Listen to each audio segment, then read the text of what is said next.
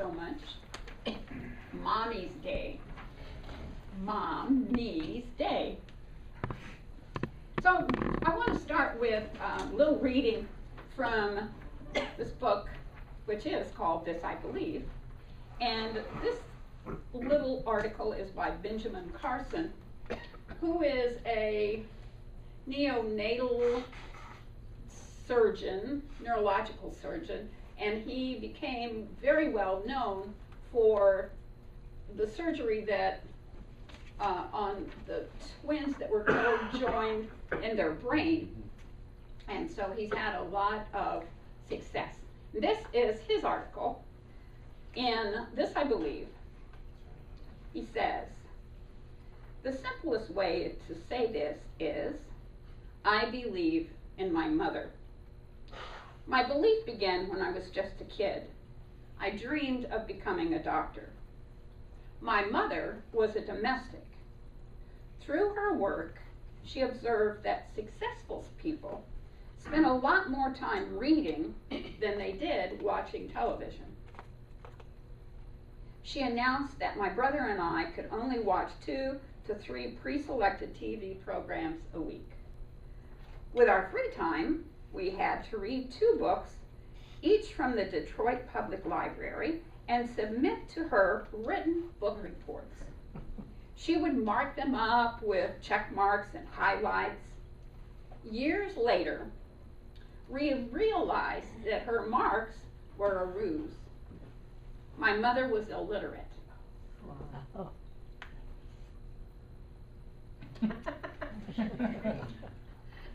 She'd only received a 3rd grade education. Although we had no money between the covers of those books, I could go anywhere, do anything, and be anybody. When I entered high school, I was an A student, but not for long. I wanted fancy clothes, I wanted to hang out with the guys. I went from A student to B student to C student. But I didn't care. I was getting high fives and the low fives and the pats on the back. I was cool. One night, my mother came home from working her multiple jobs, and I complained about not having enough Italian knit shirts. She said, okay, I'll give you all the money I make this week, scrubbing floors and cleaning bathrooms, and you can buy the family food and pay the bills. With everything left over, you can have all of the Italian knit shirts you want. I was very pleased with this arrangement. But once I got through allotting money, there was nothing left. I realized that my mother was a financial genius to be able to put a roof over our head and any kind of food on the table, much less buy clothes. Excuse me. Tears blocking my vision here. I also realized that immediate gratification wasn't going to get me anywhere. Success required intellectual preparation. I went back to my studies and became an A student again. And eventually I fulfilled my dream and became a doctor. Over the years, my mother's steadfast faith in God has inspired me, particularly when I had to perform extremely difficult surgical procedures or when I found myself faced with my own medical scare. A few years ago, I discovered I had a very aggressive form of prostate cancer. I was told it might have spread to my spine. My mother was steadfast in her faith in God. She never worried. She said that God was not through with me yet. There was no way that was going to be a major problem. The abnormality in my spine turned out to be benign. I was able to have surgery and am cured. My story is really my mother's story. A woman with little formal education or worldly goods who used her position as a parent to change the lives of many people around the globe. There's no job more important than parenting. This I believe. Amen. Amen. Amen. So, some of us have had great mothers. Some of us have had not so great mothers. But most of our mothers have fallen somewhere in that spectrum between great and not so great. They fell in humanity. So, I was probably, I don't know, I was a late bloomer. So I'm going to say I was like 25 before I realized my mother's humanity. But the thing about it is, no matter how mothering a mother is, or how successful she was as a mother, she gave us life. And that is the gift that we always must appreciate, no matter where she fell on the spectrum of motherhood. So some of you may know that at one time I was drug and alcohol counselor, and my job was to teach parenting sometimes. That was my job, to teach parenting. And my residents would say, I love my children so much. And my boss would say, are you nuts? You can't love your children because you love your drugs more than you love your children. So in the parenting class, we talked about what makes for a good mother. And I had a big whiteboard, and they would call out the things that made them a good mother. Yay, the boys are back. And there would be, the whole board would be covered with the qualities that would make a good mother. But what it always came down to, the bottom line was, to be a mother is to be loving and comforting. So when I say to you, Mom, E, that's what I mean. It is us that really must come to the place that whatever was missing in the comfort level from a parent that wasn't on the high side of the great motherhood, it is up to us to provide that comfort and that awareness for ourselves. Mom, me. And that's what I told my clients, that 95% of them had mothers that were well-intentioned but very inept at providing the kind of high level of comfort that we all need to be successful in this world. They gave us birth, they gave us the gift of life, and that is all that we can expect from any mother. So it's up to us then, as adults, to provide ourselves with the comfort that is reassuring, that is vitalizing, that's life-giving. And we can see that on every level, in every place, if we're willing to look. When we stop noticing how our mothers or our parents were ineffective or not worthy or didn't love us or comfort us enough, when we stop noticing that, we come then to the place where we can find comfort in so many places. Comfort in a warm bath that we have provided ourselves, or comfort in the hairdresser washing our hair, or a massage therapist. Comfort in being listened to and heard by a friend. Comfort in listening to and hearing a friend. So originally I had called this talk GAIA, which is the Greek goddess of the mother of the earth. And that really is the truth. We can find comfort and provide comfort for ourselves by nurturing ourselves, by being out in the nature and allowing the beauty of nature to be a source of comfort for us. And we can call that love. Mother Earth being available to us, being willing to love us. You know, the Gaia theory is that the earth is a living organism. It's a whole, complete, living, breathing organism. And each one of us is a cell of that body of the world. And we can be comforted by the earth, by the trees. Someplace I read that flowers is the laughter of nature, the laughter of God.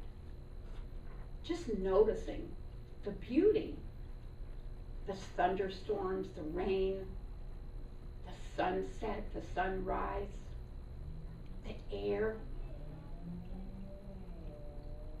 All is comforting. Excuse me. I do have water, thank you. Being nurtured by Kathy, telling me to drink my water.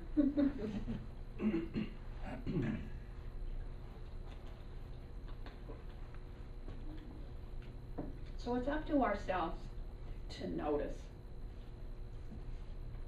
what is available for us as far as comfort goes, and what we can provide for ourselves and provide for other people. Because like all other things in this universe, it's reciprocal. When I receive comfort, I am able and free then to give comfort. You can call it love, you can call it comfort. It goes by many names. And it's God. So when I'm feeling less than comforted, less than mothered, less than cared for, there's a place within me, there's a place within each one of us where we can turn and feel that comfort, that sense of peace. And even underneath all of the icky stuff that can happen in this world that we notice, there is that quiet stillness, that sense of peace and comfort that's at the very core of our being, that we can always access. It's always there for us. It's only a matter of turning to it and being aware of it, noticing. Leslie brought gorgeous orchids in honor of motherhood today. And as we care for our plants, as we care for our animals, as we care for those that we love, we're providing comfort and we're receiving comfort.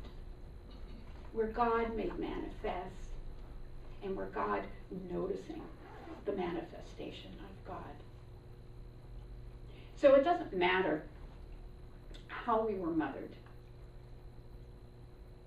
It doesn't matter how we were mothered, because we receive the gift of life from that essence that moved through, that dynamic, powerful, joyful gift of life that came to us through the gift of our mother. There was a fellow, I don't remember what his name is now, but he had traveled throughout the New Thought congregations teaching adult play. And he had this little phrase that said, it's never too late to have a joyful childhood. And so that's the truth for all of us.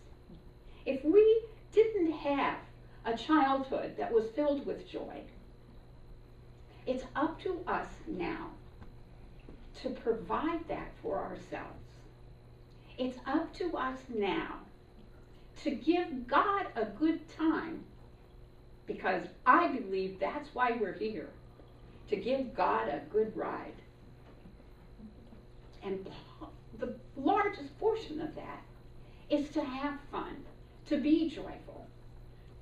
And when we are having fun and being joyful and expressing life fully, we are giving God a good time. We are expressing life, and we're creating more and more and more of that for ourselves, because always going back to the basic principles of this teaching, that what you put out is what you get back. And so today, on Mommy Day, it is important for us to have an opportunity for joy and peace and harmony and fun,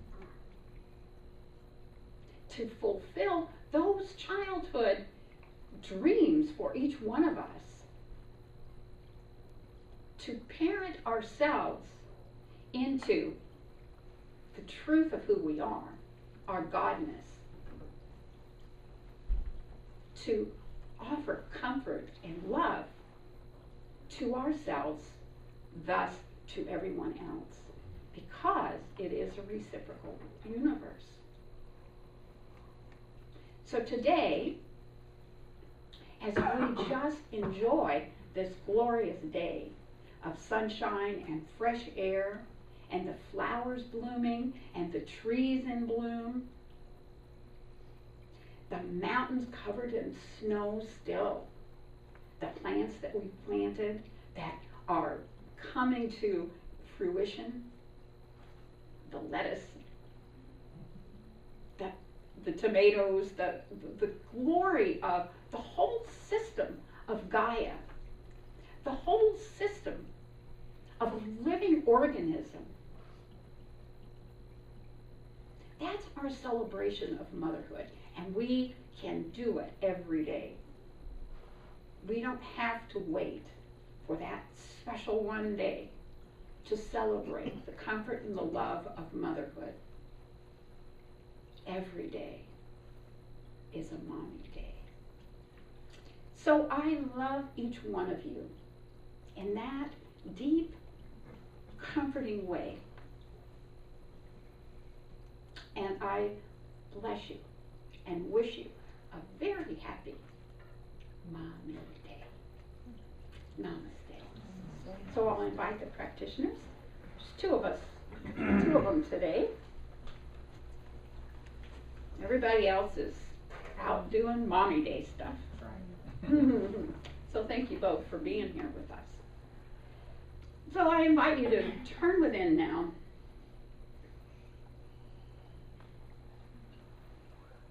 Permitting yourself to connect to that center where comfort is always available, where love and nurturing is always available, where peace and harmony is always available.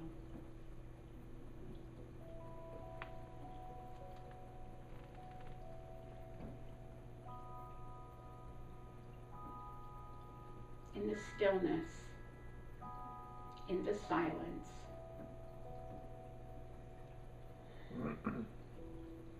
in the awareness of the breath,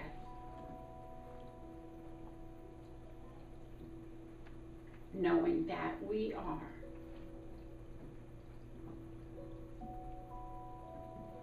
that creative force and energy, the GAIA of all that is.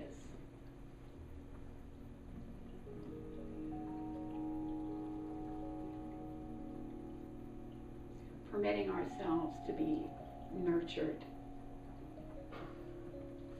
by that divine essence, to find comfort in the truth of our being, that we are one of that one. And while we may not be all of God, all that we are is God. We have our portion of the divine intelligence, our portion of the creative essence to use in any loving way that we choose. Or we can use it in unloving ways. It's totally up to us. Totally our choice.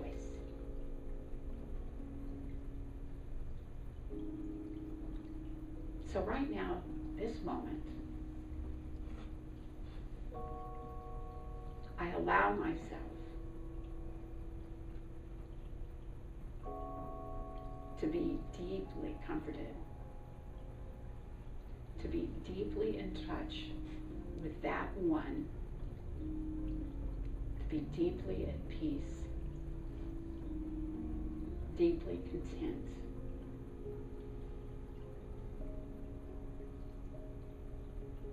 Filled with great joy,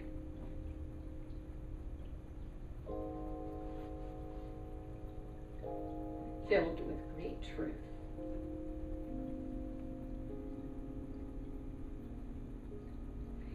knowing that whatever I choose to call into my life,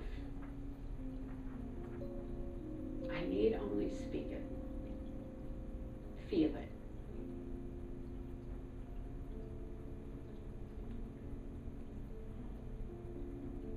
It is done unto me as I believe.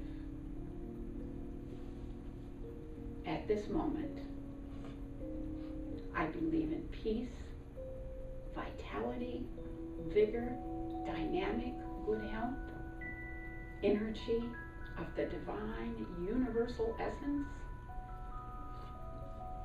I believe in laughter and joy, comfort and ease. And I declare and demand that for each of us.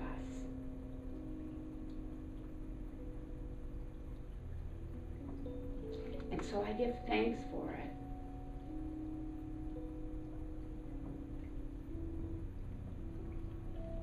And as I've spoken my word, felt it, seen it, I know it is done. I stand back, I get out of the way, and I allow God. I invite you to own that with me by declaring it done and by saying, and so it is.